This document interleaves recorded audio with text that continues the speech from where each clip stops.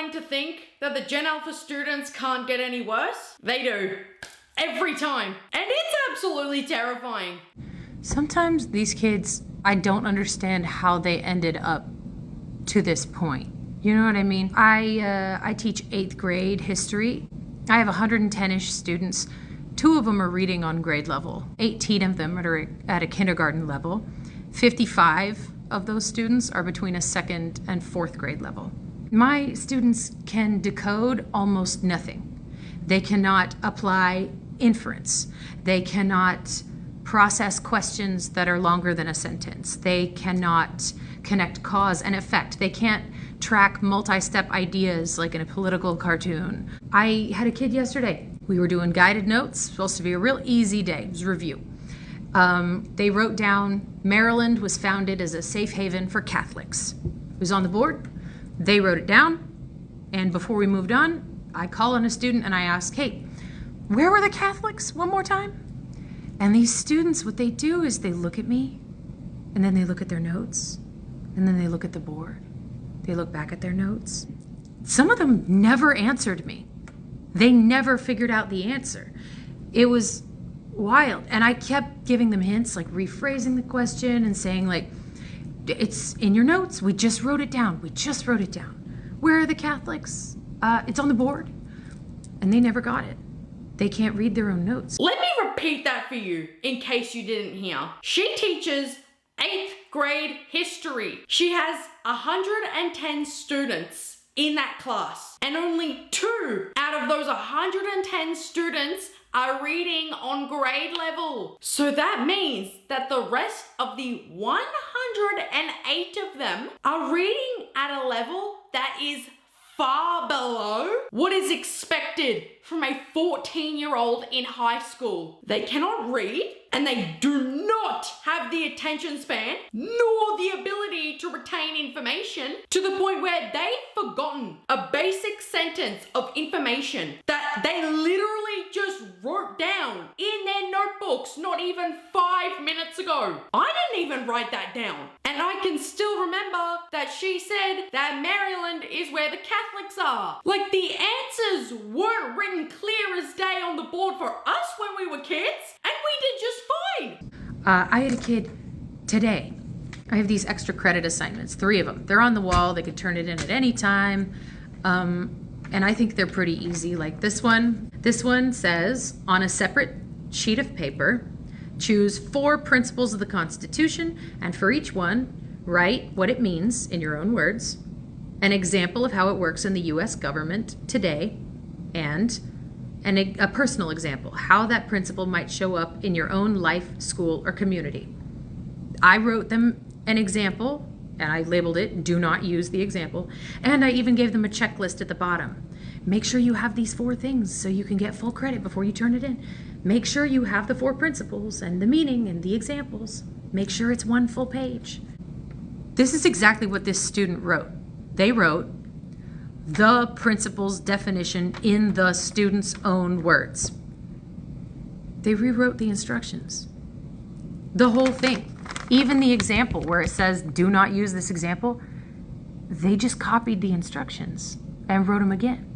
And then checked off the checklist, even though, like, you didn't do it. She is not at all exaggerating about how awful the work that is being submitted to her by these kids actually is. She said on a separate piece of paper, meaning not the sheet that the instructions were written on, write in your own words. And this kid literally thought that it was an acceptable answer to just write the principle's definition in the student's own words. The exact same thing that the teacher wrote for them. Buddy, that has nothing to do with the Constitution. What are you talking about? They were asked to give an example of how it works in the US today, and they literally just copied that word for word for their answer, and they just kept doing it for every single question and didn't once stop and think to themselves, this is a little bit too easy. Maybe I shouldn't be doing this. I am genuinely struggling to wrap my head around the concept of a 14-year-old in high school not knowing that they have to come up with their own answers to these questions, and that the work isn't completed just because you repeated the question. Just because you wrote something down doesn't mean the work has been done. Why do they think that's how school works? When I say technology is the problem, I mean every student doesn't have an attention span. They don't know like real true work, and I'm going to show you exactly what I do with my students and what I expect of them at an 8th grade level. And you tell me if I'm the problem. This was on the board when my students came in today. It gives them every single resource that we've been using. It tells them that 1, they're running their introduction and what exactly that looks like, color coordinated with the example we've been looking at. Then it says 2, you're writing body paragraph 1A, it says what that is, and then color coordinates with the example essay. In addition to that, we also have, I've color coordinated, so like pink goes to pink on the board, purple goes to purple on the board, all the colors match. They just had to take our notes and turn them into sentences using the example on the board and all 4 of the resources that we have looked at together, gone in depth with together, or created together over the probably 3 or 4 weeks we've been looking at this. They had 80 minutes. 80 minutes. 6 students got that done. Woohoo! And then they had to explain in detail an event in the story that proved the theme of perseverance. And then they just had to say, the theme is, and we wrote that. So that one I had 4 students get done with that. So we had 80 minutes. That was on the board when they came in. I walked around basically the entire time, helping them. I'm an 8th grade English teacher. They also have the entire example essay, but theirs is painted by each piece within there, on top of it being on the board. So Cynthia couldn't see it on the board. They also had it here.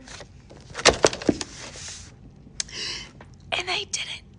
They don't understand. These kids' work is literally being spoon-fed directly into their mouths by their teachers, and they still can't complete any of the work that is being given to them because of their genuine lack of comprehension and understanding. She color-coded the board and their worksheets to help these 8th graders in high school to understand how they should be formatting their work and not letting them figure it out on their own like 14-year-olds should already be doing. And still, none of them did it, even though it was given to them on a silver platter. But we're at a strange point right now. If these teachers don't color code the work, then these kids won't understand what they're supposed to be doing and therefore simply won't do the work. But on the other hand, if we do spoon feed the information and the work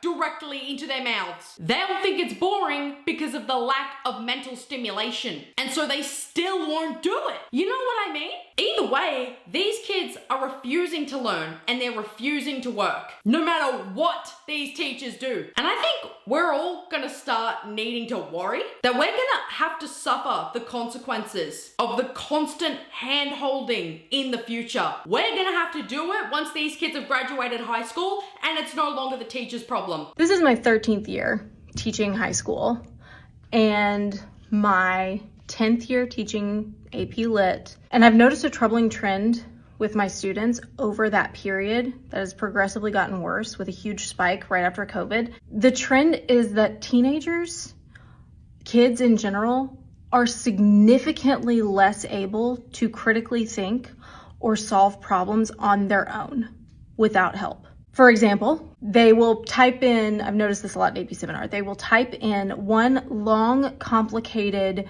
search phrase. And when they don't immediately on the first page of results see exactly what they're looking for, they give up and they come to me and they, instead of saying, how can I search better or what am I doing wrong? They go immediately to, well, there's no articles on my topic, so I need to pick a new topic. Like immediately giving up after one try. Another example is this happens daily, literally daily in all of my classes. Asking a question that is clearly and blatantly addressed in the step-by-step instructions for whatever it is they're doing. And then when I point out, oh, that's in the instructions, they still follow that up with, yeah, but you could just tell me, right?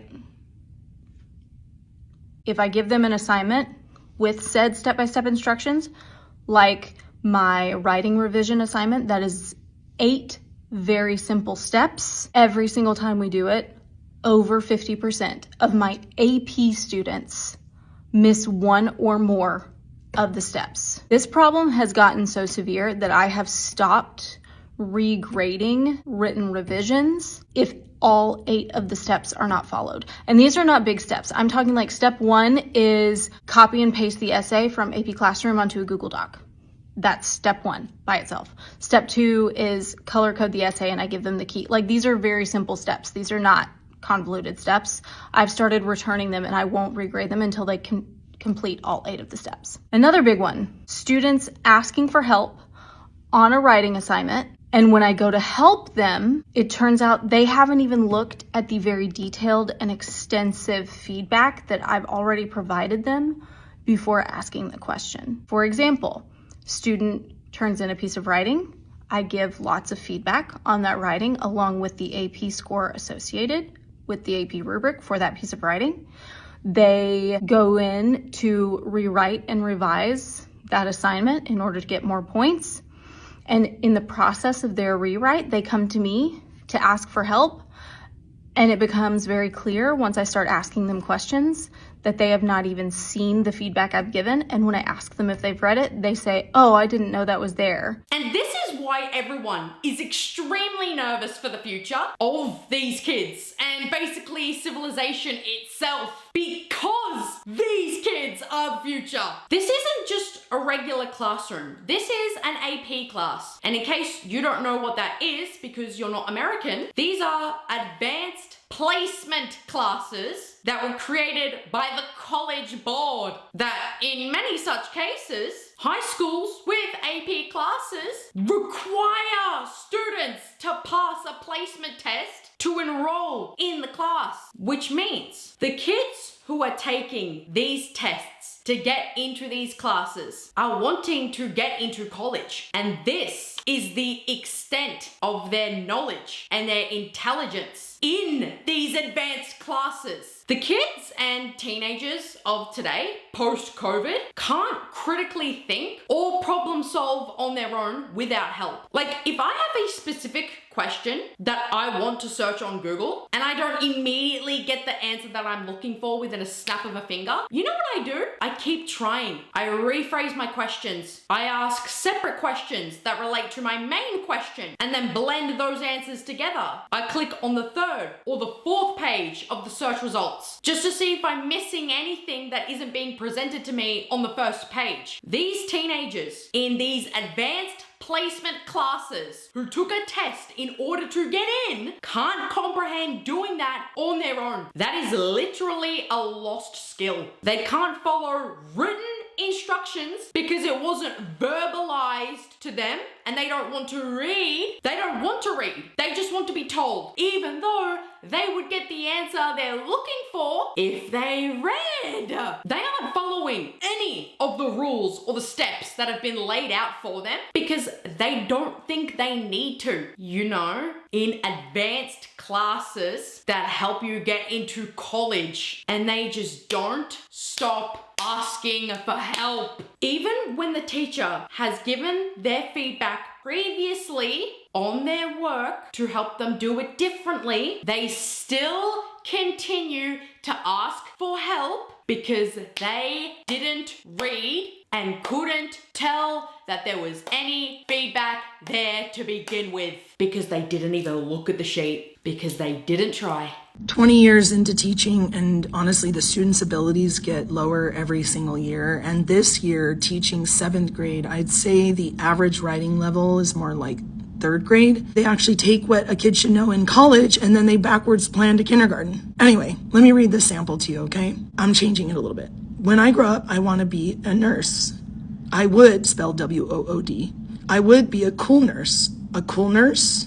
And I think nurse are cool because nurse save lives. Like how they save us. Anyway, I'm going to stop there. Do you get what I'm saying? I really read what these kids write. It's the foundational skills. 13-year-olds want to be nurses? That's great. But you know what's not great? A 13-year-old misspelling the word wood. A 13-year-old not knowing the difference between a singular and a plural. And a 13-year-old saying they want to be a nurse because they would be a cool nurse. That's our 13-year-olds, ladies and gentlemen. When I was 13, I was correcting my parents' grammatical errors and their spelling errors.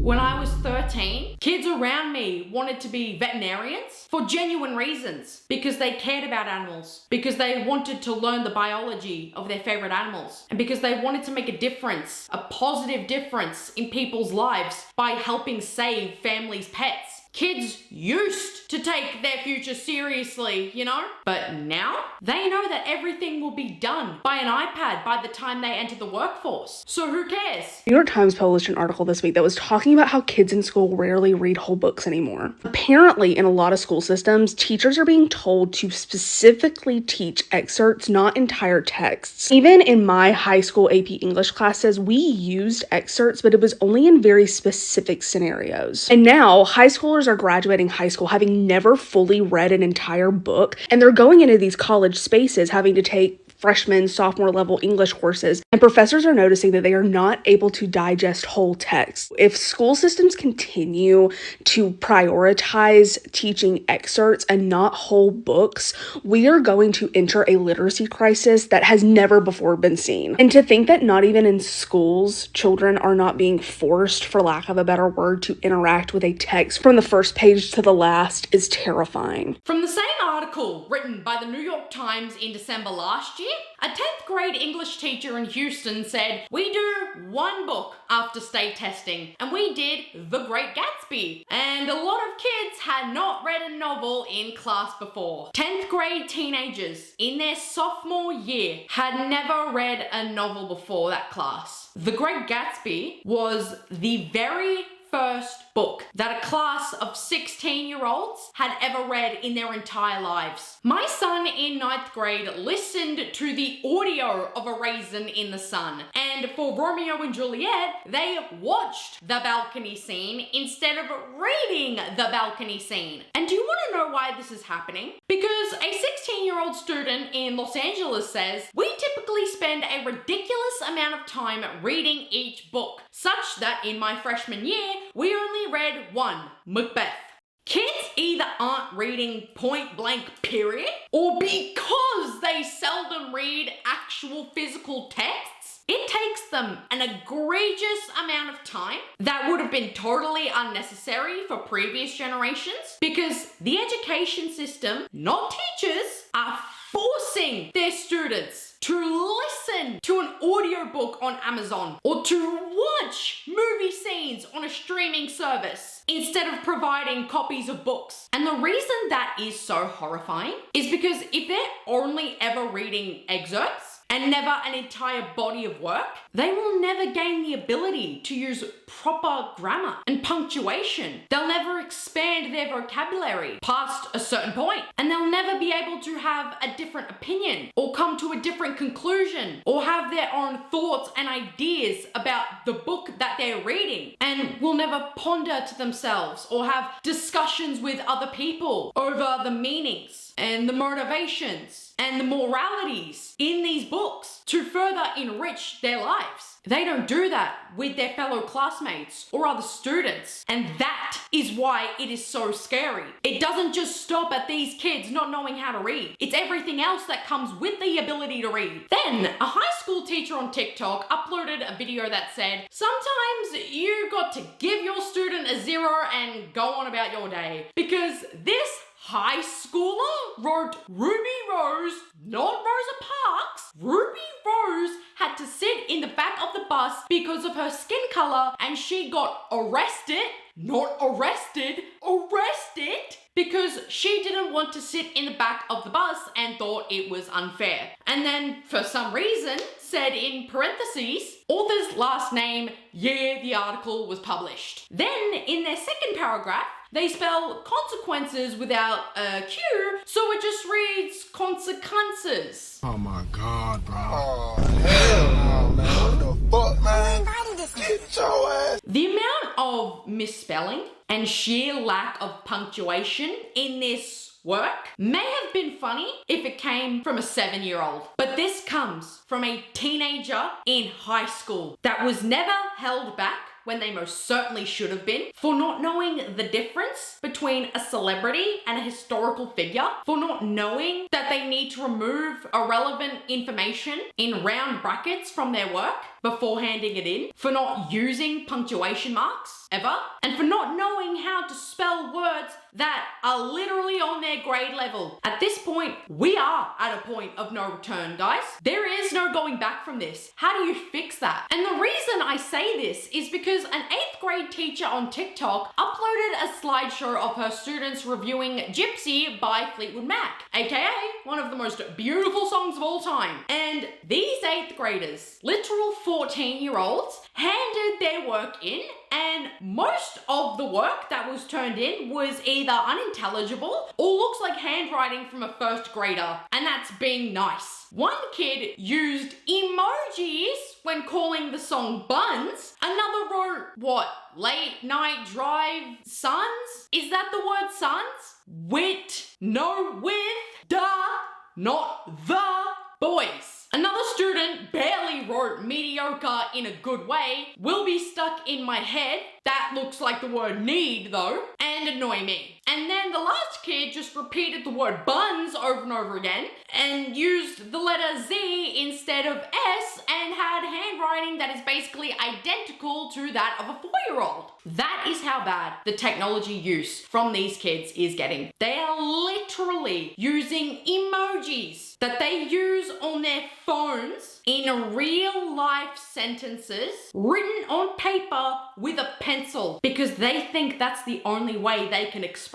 themselves, instead of using their words and their adjectives to describe how they feel. But that isn't even the worst part about it. The worst part is how I thought these papers came from 2nd graders when I originally watched this video on TikTok, until I saw that the teacher commented that she teaches 8th grade, and then my heart dropped. Because it's almost like teachers of today aren't allowed to criticize these kids' work and just constantly have to praise them for the absolute bare minimum at all times, just so that they keep handing in bare minimum work. Otherwise, if they don't constantly give out praise, the kids won't work. The class divide of the future is going to be who can read and critically think and who cannot. What every educator on this app is talking about, and what every educator in the field is noticing, is a dramatic decline in basic critical reasoning skills and basic literacy skills among students. This is particularly pronounced among high school age students, where they're engaging with more complex material and can't grasp basic concepts or manage basic memory about those concepts. And what this is creating is a generation entering the workforce without basic comprehension skills that is going to make it very hard for them to keep and maintain any form of employment. On the inverse of this, we're seeing kids in more affluent families being not only pulled out of the public school system and sent to things like Montessori schools, but being pulled away from technology, not given access to anything more than, say, a TV or a video game station until they're a teenager. No tablets, no phones, things like that. The gap is not going to be who can use AI and who cannot. The gap is not going to be who is an all-star on the ACT with a full ride and who is not. The gap is going to be who can reason in a basic way and who cannot. And those that cannot will probably be left behind. And guys, that is precisely why I say this is terrifying. Because what that teacher was describing sounds like a dystopian nightmare from a fictional horror movie, but it isn't, because that's literally going to be our future. Because some parents are noticing early and they're seeing what's going on in these schools, and they're seeing no results or progress within their kids and how little their kids are actually learning. So they're pulling their children out of these public schools and are enrolling them into private schools and more expensive schools that strip away the technology and prioritize hands-on learning so that these kids can actually focus and retain information. So there is going to be a scary future in which half of the world can function and live without technology. And then there's the other half where they're almost, if not entirely reliant on technology to function and to live, which is what the new education system is trying to do with these kids. And you can't convince me otherwise. I don't care if that sounds like a crazy conspiracy theory. And the worst part about it is, to me, is that the young people who actually need to hear what this man is saying probably haven't even made it to this point in the video because of their rapidly declining attention spans because of the use of technology at school and at home. So are we screwed? Probably. To end this video off, I need to show you guys how truly ridiculously the students of today actually think. Because when their teachers are unhappy with how little reading they're doing when they're not in the classroom and start suggesting times where they're free and should pick up a book, like when they're on the bus to and from school, or when they're laying in bed and are about to go to sleep, kids in the comment section start saying, "Oh my God, let kids be kids." And respectfully, no one is trying to read, bruh. And dude, no one wants to read when they get home after working all day. And that is when I realized these kids are beyond saving. Because what do you mean, let kids be kids? When talking about reading, what the are you talking about? Reading has always been an activity that kids have done. Why do you think that there are children's books? Why do you think that there are young adult books? Why do you think there are age-appropriate books? It's not taking anything away from their childhood to read. If anything, it's literally adding to their childhood by giving them an outlet to use their imagination. What, is giving kids infinite screen time with access to Roblox and TikTok for 10 hours a day, letting kids be kids, dickhead? Is that better?